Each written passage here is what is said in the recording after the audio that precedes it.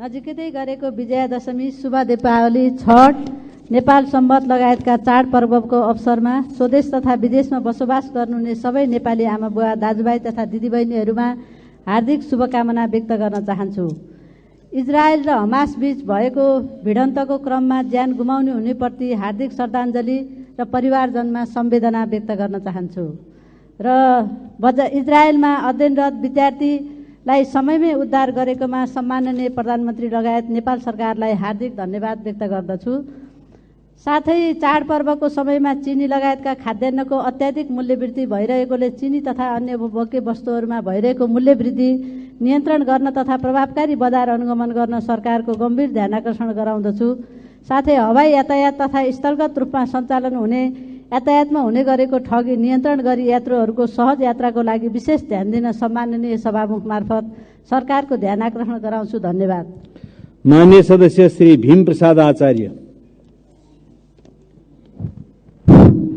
सम्मान्य सभामुखज्यू, अहिले स्थानीय तहका कर्मचारीहरूका समस्या आइरहेका छन्।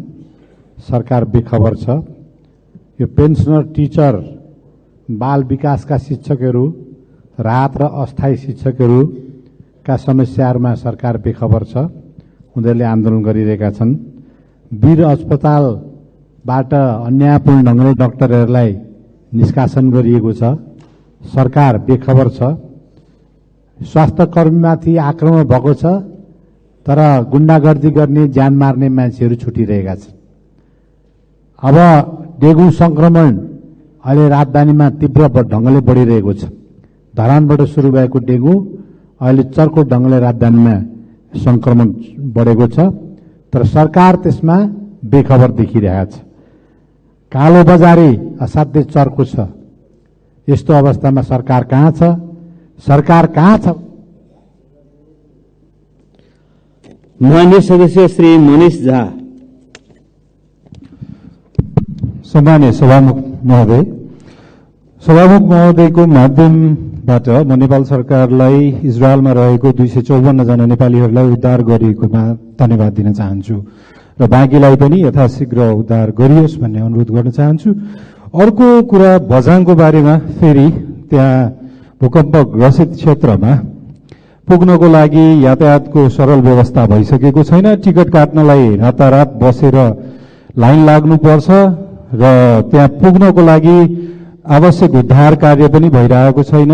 राज्यको आवश्यक उपस्थिति यो चाडपर्वको बेलामा भइदियोस् र सबैलाई राज्य छ, सरकार छ र कसैले हेर्दैछ भन्ने कुराको अनुभूति भइदियोस् भन्ने कुराको अनुरोध गर्न चाहन्छु। धन्यवाद। माननीय सदस्य श्री माधव सापकोटा। सम्मान्य सभामुख महोदय, दशैं लगायत नेपालीहरूले प्राथमिकताका साथ मनाउने सबै सांस्कृतिक पर्वहरूको सन्दर्भमा हार्दिक शुभकामना व्यक्त गर्न चाहन्छु। सम्मान्य सभामुख महोदय, राष्ट्र बैंक नेपालको मौद्रिक अधिकारी र बैंकिङ प्रणालीको नियामक संस्था हो। Interest rate, pack system, investment priority लगायतका क्षेत्रमा उसले गरेका निर्णयहरूले सुखद परिणाम प्राप्त भएका छैनन्। अर्कोतर्फ 16% को औद्योगिक स्थिति 4% झरेको छ। 50% को खेतीयोग्य जमिन बाँझो छन्। त्यसैले उत्पादन पद्धतिमै नयाँ ढङ्गले सोच्नुपर्ने, संरचनागत परिवर्तन अनिवार्य हुन गएको देखिन्छ। मार्क्सवादले भन्छ, इतिहासका खास संकट र चुनौतीहरूले क्रान्तिको जन्म गराउँदछ। आजको आर्थिक संकट र चुनौतीहरूलाई स्ट्रक्चरल चेन्ज अर्थात् संरचनागत परिवर्तन मार्फत आर्थिक क्रान्तिमा बदलौं। सम्माननीय सभामुख मार्फत म सरकारको ध्यान आकर्षण गर्न चाहन्छु। धन्यवाद। लाल सलाम। माननीय सदस्य श्री मीना तामाङ।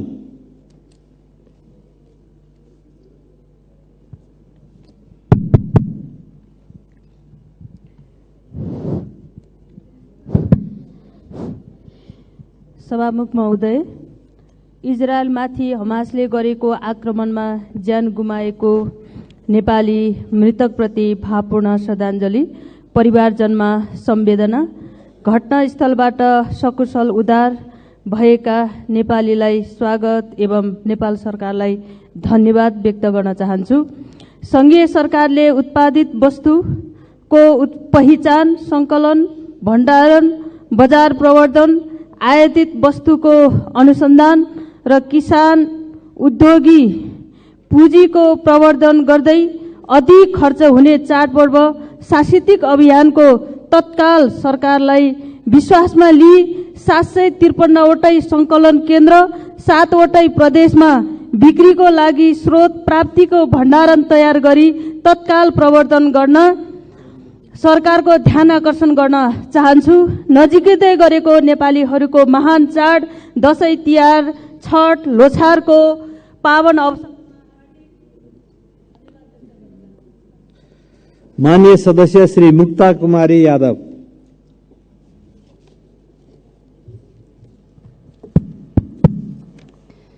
सम्माननीय सभामुख महोदय, नेपालीहरूको महान चाड विजयादशमी, शुभ दीपावली र छठ पर्व र नेपालमा मनाइने अरू सम्पूर्ण पर्वहरूको शुभ उपलक्ष्यमा दिदी बहिनी दाजुभाइ तथा आमा बुवाहरू सबलाई हार्दिक मङ्गलमय शुभकामना व्यक्त गर्दछु। इजरायलमा हमासद्वारा आतंकित भएर अल्पत्र परेका विद्यार्थीहरूलाई परराष्ट्र मन्त्री माननीय एनपी साउदज्यू र नेपाल सरकारले उद्धार गरेर ल्याउनु भएकोमा नेपाल सरकारलाई हार्दिक धन्यवाद दिन चाहन्छु।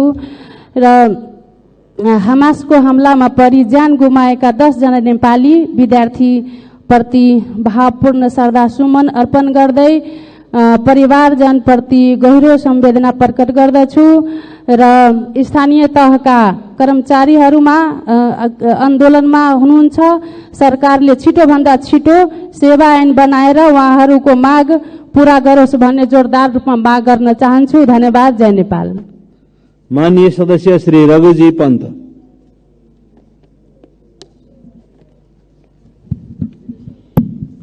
सभामुख महोदय, भारतप्रति रहेको नेपालको मित्रभाव, युगौं पुरानो मैत्रीपूर्ण सम्बन्ध, नेपालको सार्वभौम सत्ता, भौगोलिक अखण्डता, राष्ट्रिय स्वतन्त्रता, नेपाली भूमि र नेपाली जनताको स्वाभिमानको कदर गर्ने कार्यमा भारतीय प्रधानमन्त्री नरेन्द्र मोदीलाई आगामी विजयादशमीले प्रेरित गर्न सकोस् भनी उहाँलाई विजयादशमीको शुभकामना। इजरायलमा मारिएका नेपाली युवाहरूप्रति श्रद्धाञ्जली अर्पण गर्दछु। शोक सन्तप्त परिवारजनमा संवेदना व्यक्त गर्दछु। मारिएका परिवारलाई थप क्षतिपूर्ति दिलाउन स्थिति अलिक सामान्य हुँदै गएपछि इजरायल सरकारसँग कूटनीतिक वार्ता अघि बढाओस् भनी सरकारको ध्यानाकर्षण गराउँछु। हराइरहेका युवा बन्धकमा परेका हुन सक्ने आशंका छ। त्यसो हुँदा संयुक्त राष्ट्र संघका विभिन्न संगठनहरू, अन्तर्राष्ट्रिय मानवाधिकार आयोग, यूएनएचसीआर, एमनेस्टी इन्टरनेशनल, आईएलओ, विभिन्न मानवाधिकारवादी संस्थाहरू, हाम्रो कूटनीतिक सम्बन्ध भएको देश साउदी अरब, भारत स्थित प्यालेस्टाइनी दूतावास आदिसँग पनि हराएका व्यक्तिको खोजीका लागि सरकारले कूटनीतिक सक्रियता बढाओस् भनी माग गर्दछु। माननीय सदस्य श्री रणेन्द्र बराली।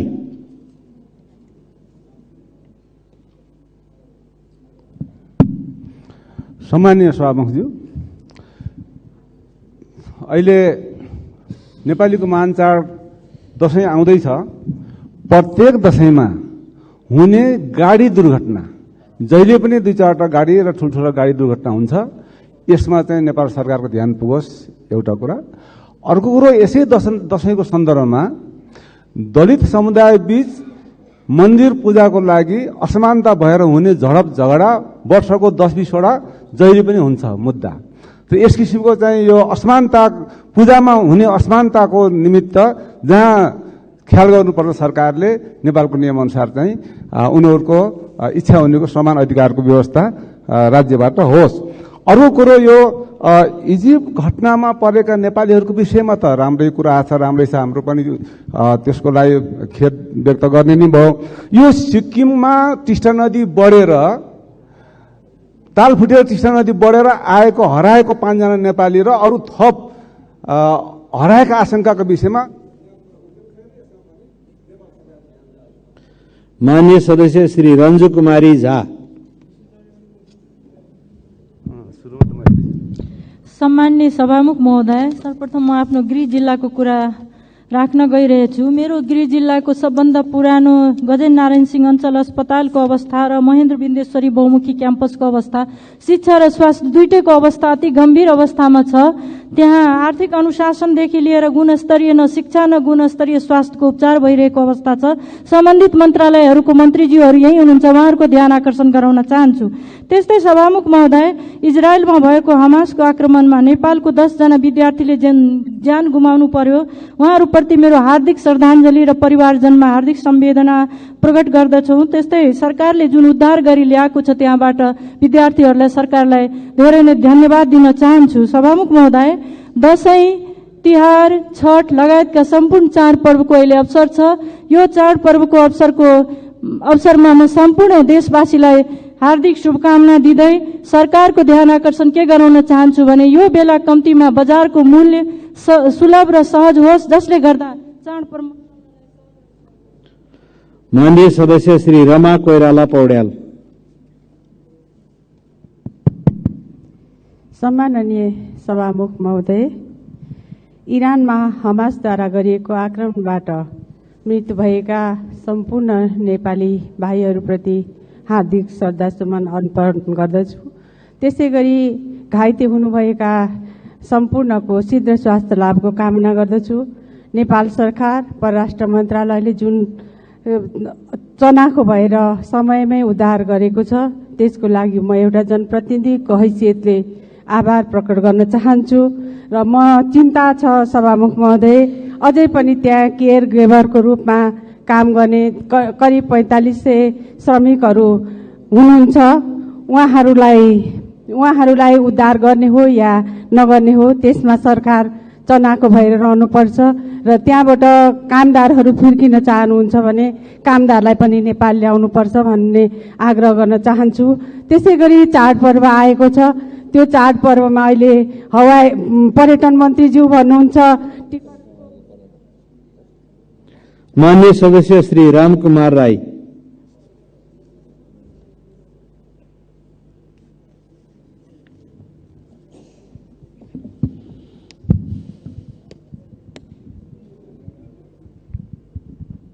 सभामुख महोदय, इजरायलबाट विद्यार्थीहरूलाई उद्धार सरकारले गरेको छ। सरकारलाई म हार्दिक धन्यवाद ज्ञापन गर्न चाहन्छु। बाँकी नेपालीहरूलाई पनि उद्धार गरियोस्।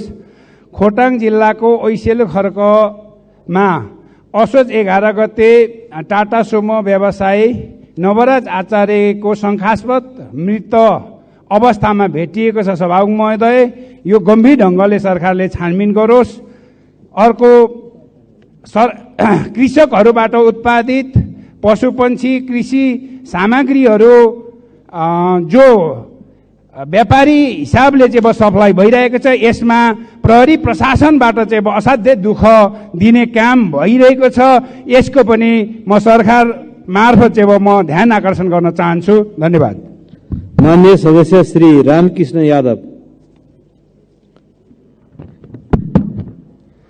सम्माननीय सभामुख महोदय, दशैं केही दिनमा सुरु हुँदैछ। असतमाथि सतको विजयको दिन भनेर दशैंको 10औं दिनलाई विजयादशमी भनिन्छ।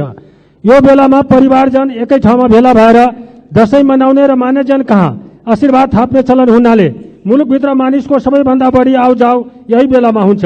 तर मेरो निर्वाचन क्षेत्र धनुषा जिल्लाको 2 नम्बरमा पर्छ। तर त्यहाँको बाटो बलहागोठदेखि लगमा दुबरकोट सोनापुरा हुँदै डुमरियासम्म, जनकपुरदेखि कप्टोल हुँदै कमलासम्म र जनकपुरदेखि जदुखा हुँदै सखुमा मरानसम्म र खौजरीदेखि जदुखासम्मको हुलाकी सडकको अवस्था टाउको दुखाइ भएको छ।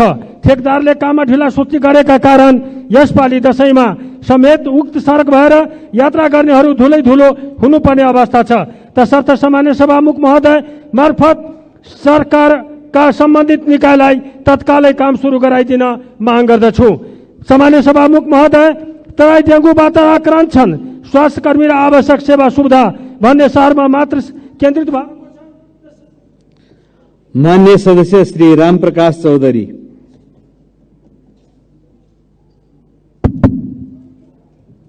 सामान्य सभामुख महोदय,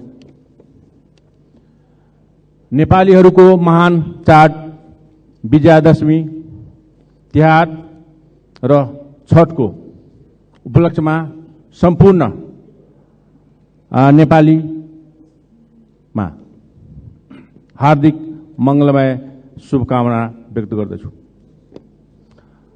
र यो चाडपर्वको लागि तराई मधेसमा पनि यो सुपथ मूल्यको पसलहरू प्रत्येक नगरपालिकामा खोलियोस् भन्ने म सभामुख महोदयको चाहिँ ध्यान आकर्षण गराउन चाहे। र त्यस्तै यो चाडबाडको बेलामा प्रत्येक चिज त्यहाँ भारतीय बोर्डर भएको हुनाले सर्वसुलभ किसिमले बिना दिक्कत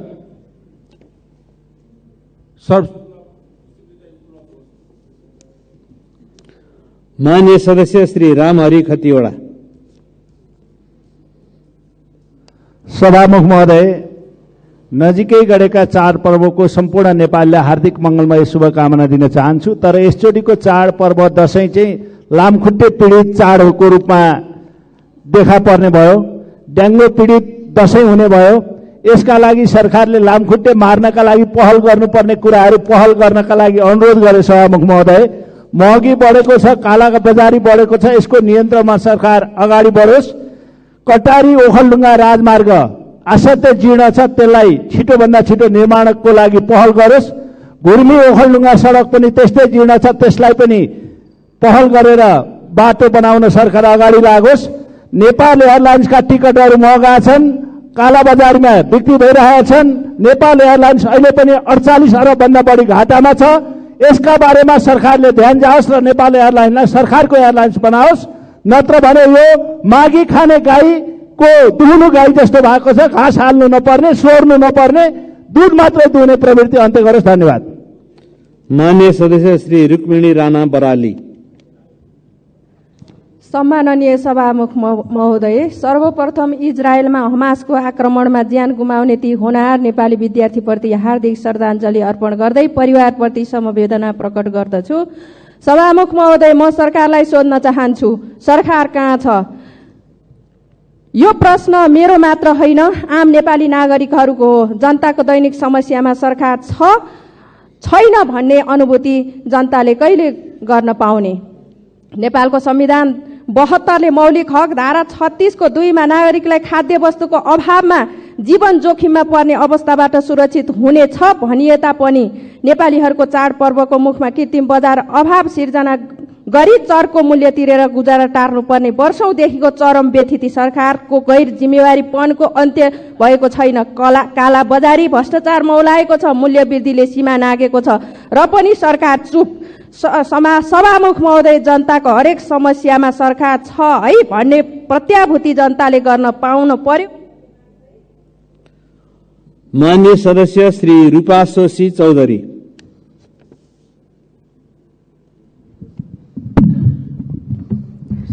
सम्माननीय सभामुख महोदय, सुदूरपश्चिम प्रदेश यति बेला शोकमा डुबेको छ। इन्टर्नका लागि इजरायल गएका 10 जना विद्यार्थीहरूले हमास समूहको आक्रमणमा परि ज्यान गुमाएका छन्। उहाँहरूप्रति भावपूर्ण श्रद्धाञ्जली अर्पण गर्दै घाइतेहरूको शीघ्र स्वास्थ्य लाभको कामना सहित मृतक परिवारजनमा गहिरो संवेदना प्रकट गर्दछु। गए राति विद्यार्थी सहित 254 जना नेपालीहरूलाई इजरायलबाट उद्धार गरी नेपाल फर्काइएकोमा नेपाल सरकारलाई धन्यवाद दिन चाहन्छु।